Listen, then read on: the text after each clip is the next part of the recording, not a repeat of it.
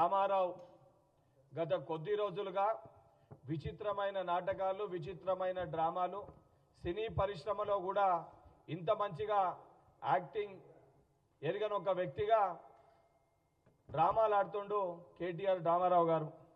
ముందు వారు మాట్లాడిన మాటలు ఈ యొక్క ఈ రేసింగ్ కేసు గురించి అక్టోబర్ 24కి వెళ్ళి ఆ మాటలు ఒకసారి మీడియా ముఖంగా ఒకసారి గుర్తు చేసి దాని తర్వాత ఈ ప్రెస్ మీట్ని కంటిన్యూ చేయదలుచుకున్న. అక్టోబర్ 24th రోజు కేటీఆర్ గారు మాట్లాడిన మాట, సంవత్సరమైన 2 ఏళ్లైనా జైల్లో ఉండని కూడా జైలుకు పోవడానికి రెడీ, సంవత్సరమైన 2 ఏళ్లైనా జైల్లో ఉండని కూడా జైలుకు పోవడానికి రెడీ.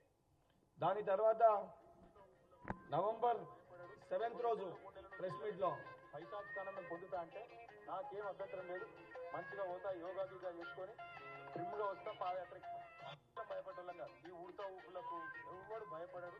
ఓ 2 నెలలు 3 నెలలు జైల్లో పెట్టి పైశాచికానందం పొందుతా అంటే నాకేం అభ్యంతరం లేదు, మంచిగా పోతా యోగా గీగా చేసుకొని ట్రిమ్గా వస్తా పాదయాత్రకి.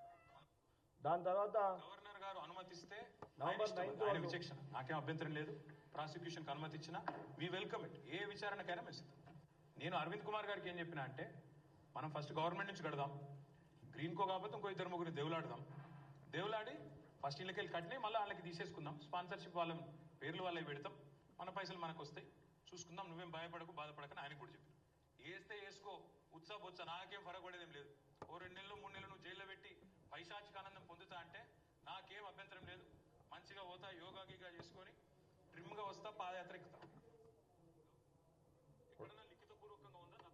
మొదటి రోజుకెళ్ళి ఈ విషయం బయటికి వచ్చిన మొదటి రోజుకెళ్ళి కూడా అక్టోబర్ 24th రోజు, నవంబర్ 7th రోజు, నవంబర్ 9th రోజు, ఆఖరికి శాసనసభలో, శాసన మండలి సభలో రైతుల అంశాలపైన, తెలంగాణ ప్రజల సంబంధించిన అంశాలపైన చర్చ పెడదామంటే మాకు ఆ చర్చ కూడా ముఖ్యం కాదు. మా బాసు, మా చిన్న దొర లేదా మా ఏదో పార్టీ వర్కింగ్ ప్రెసిడెంట్ ఆ జైల్లో పెట్టాలనుకుంటారు, మాకు ఈ అంశమే ముఖ్యమని చెప్పి వాళ్ళ పార్టీ ఎమ్మెల్యేలు, వాళ్ళ పార్టీ నాయకులు మొత్తం కూడా అసలు ఏమీ తప్పే చేయలేదు, తప్పే ఎరగలేదు, సత్య హరిశ్చంద్రుడు అనే విధంగా అందరు కూడా మాట్లాడి డ్రామాలు ఆడి అసలు ఇదో చిన్న కేసే కాదు, నేను ఎటువంటి తప్పే చేయలేదు, భయపడుడు దేనికి, అసలు నేను చాలా కరెక్ట్గా చేసిన, అన్ని సక్రమంగా చేసిన, పెడితే పెట్టుకోండి జైల్లో, నేను జైలుకు పోయి స్లిమ్ అయ్యి వస్తా, ట్రిమ్ అయ్యి వస్తా, యోగా చేస్తా, అనేకమైన మాటలు మాట్లాడి గవర్నర్ గారు అనుమతిస్తే మంచిదే, నేను విచారణకి సహకరిస్తా, అన్ని విచారణలకి సిద్ధంగా ఉన్నా, అన్ని విచారణలకు వస్తా అని చెప్పి మాట్లాడింది డ్రామారావు. అక్టోబర్ 24th రోజు, నవంబర్ 7th రోజు, నవంబర్ 9th రోజు ఇవన్నీ డ్రామాలు ఆడుతూ కోర్టులో ఏదైతే సంబంధించి ఈ కేసుకి సంబంధించి క్వాష్ పిటిషన్ని వేయడం జరిగింది. కోర్టులో క్వాష్ పిటిషన్ వేసినాక కేవలము కేటీఆర్ గారిని అరెస్ట్ చేయొద్దు అని చెప్పి కోర్టు దానికి సంబంధించి ఏదైతే ఇంట్రీమ్ సంబంధించి ఇది జడ్జిమెంట్ వచ్చేంత వరకు అరెస్ట్ చేయొద్దు అని చెప్పి చెప్పారు. కానీ ఎక్కడ కూడా దాంట్లో పోలీస్ అధికారులు దీనికి సంబంధించి ఇది ప్రైమరీ స్టేజ్లోనే ఉంది కాబట్టి ఇన్వెస్టిగేషన్ చేయొద్దు, ఇన్వెస్టిగేషన్ జరగొద్దు అని ఎక్కడ కూడా దాన్ని ఎక్కడ కూడా మెన్షన్ చేసలేదు. సో పోలీస్ అధికారులు కానీ ఏసీబీ వారి డ్యూటీ ఏది ఉందో సిస్టమ్ ప్రకారము ఇన్వెస్టిగేషన్కి, ఎంక్వైరీకి వారిని పిలవడం జరిగింది. కనీసం ఈరోజు బయటకు వచ్చి రాజ్యాంగం మాకు కల్పించిన హక్కు, రాజ్యాంగబద్ధంగా మాకు అడ్వకేట్ని తీసుకోనికి పోయే హక్కు లేదని మాట్లాడుతారు. అసలు నిజంగా చదువుకోలేరా మీరు?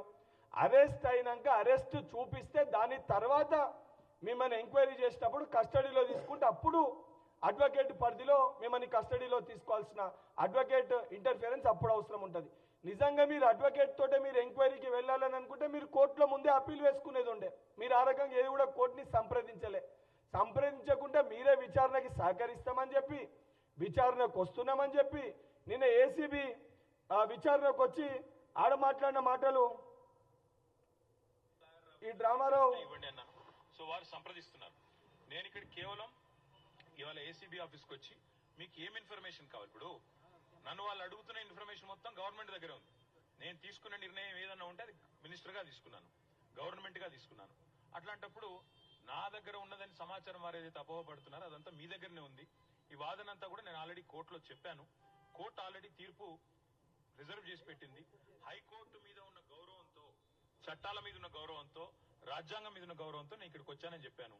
వారు మరి ఏ కారణం చేతనో నా లాయర్ నాతో రాకూడదు అంటున్నారు. మరి ఒక పౌరుడిగా నాకు నా లాయర్ను వెంట పెట్టుకుని విచారణలో భాగస్వామ్యం చేసే అధికారం నాకుందని నేను అనుకుంటున్నాను. లేదు అని వారు అంటున్నారు. భారత రాజ్యాంగం నడుస్తుందని నేను అనుకుంటున్నా.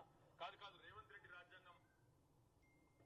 ఒక బాధ్యత గల షాడో ముఖ్యమంత్రిగా మంత్రిగా పనిచేసి ఒక శాసనసభ్యునిగా ఉన్న నువ్వు అసలు రాజ్యాంగానికి సంబంధించి ఒక పౌరుణ్ణి ఇన్వెస్టిగేషన్ చేస్తున్నప్పుడు చాలా క్లియర్గా నేను అరెస్ట్ చేయొద్దు అని చెప్పని కోర్ట్ డైరెక్షన్ ఆర్డర్ ఉంది. సో ప్రొసీజర్ ప్రకారంగా సంబంధించిన డిపార్ట్మెంట్స్ వాళ్ళ ప్రొసీజర్ ప్రకారంగా ప్రైమ్ ఆఫ్ ఇన్వెస్టిగేషన్కి నేను పిలవడం జరిగింది. పిలిచిన క్రమంలో ఎక్కడ కూడా నువ్వు కోర్టుని అడగడానికి నేను అడ్వకేట్ తోని వెళ్తాను లేదా అడ్వకేట్ లేకపోతే రాను, ఎక్కడ కూడా నువ్వు అప్పీల్ వేసుకున్న పరిస్థితి కూడా లేదు.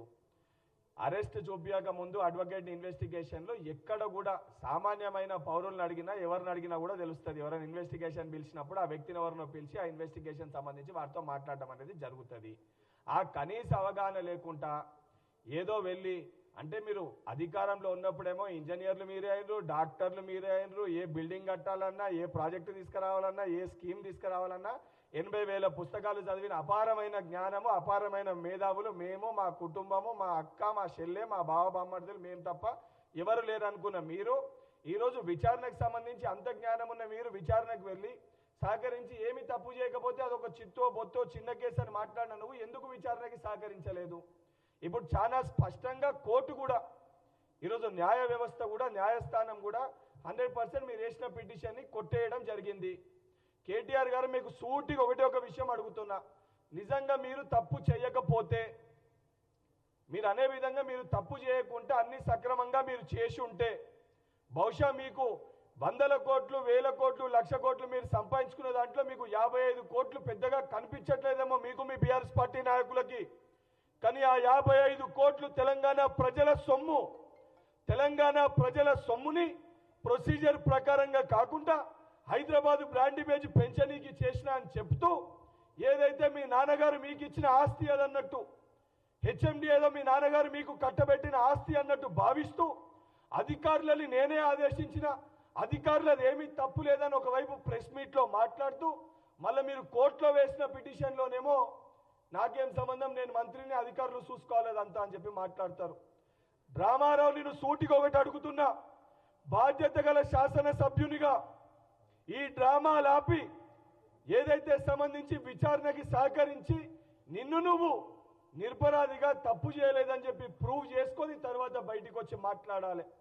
ఇవన్నీ కాకుండా విచారణకి వెళ్లకుండా విచారణకి సహకరించకుండా ఏదైతే గందరగోళ పరిస్థితి క్రియేట్ చేసి ఒక పొలిటికల్ స్టంట్ వేసి ఒక డ్రామా చేసి రాజకీయ లబ్ధి పొందే ప్రయత్నం చేస్తుండు కల్వకుంట్ల తారక రామారావు గారు. నిజంగా మీకు చిత్తశుద్ధి ఉంటే మీరు తప్పు చేయకపోతే విచారణకి మీరు హాజరై విచారణకి సహకరించాలని చెప్పి డిమాండ్ చేస్తున్నాను.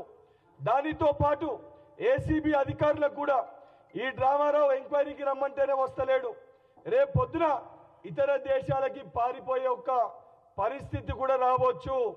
అందుకే ఈ డ్రామారావు పాస్పోర్ట్ ని కూడా సీజ్ చేయాలని చెప్పి ఏసీబీ అధికారులకి నేను కోరుతున్నాను. ఈ డ్రామారావు ఇప్పటికే ఏదైతే సంబంధించి వచ్చి దాంట్లో ఎంక్వైరీకి రమ్మంటే వచ్చకుండా అనేకమైన నాటకాలు ఆడుతుండు.